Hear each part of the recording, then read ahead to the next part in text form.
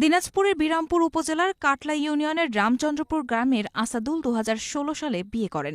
নতুন সংসার শুরু হয় আশা নিয়ে, কিন্তু সুখ বেশিদিন টেকেনি। অভিযোগ, স্ত্রী লোভী ছিলেন, চাইতেন শ্বশুর শাশুড়িকে আলাদা করতে, কিন্তু আসাদুল রাজি হননি। ফলাফল, তার ও বন্ধুর নামে মিথ্যা নারী ও শিশু নির্যাতনের মামলা। আমার যে স্ত্রী, সে একটু পরলোভী, সে সংসারটা নিজের আয়ত্তে নিতে চায়।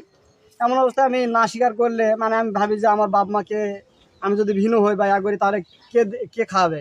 সে আমার নামে মিথ্যা মামলা করে যে আমি নাকি তাদেরকে মারধর করেছি, করেছি।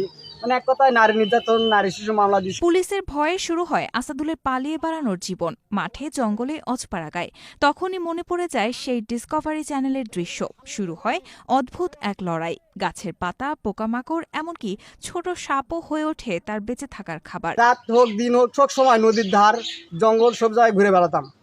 আমি যেহেতু বিহার গেছে একজন ভক্ত, আমি চিন্তা ভাবনা করলাম, আরে বাবু বাড়িতেও যাওয়া যায় না, বাড়িতে এমন অভাব যে খাবারটুকু জোটে না, এমন কি করুন কাহিনী। তখন আমি চিন্তা ভাবনা করলাম, আমি যেহেতু বিহারে দেখি মাছ মাংস সব কিছু কাঁচাই খাই, আমিও খাই দেখি।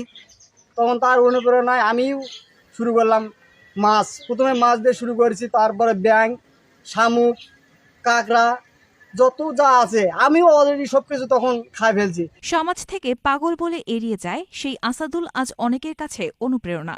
জীবনের এই লড়াইয়ে ভরসা হয়ে পাশে আছেন তার বাবা মাও। আমার পরিবার থেকে সমর্থন দেয়, আমি তো যেহেতু ওরা দেখছে যে আমি আগের থেকে এগুলা খাইতাম, কোনো সমস্যা হয় না।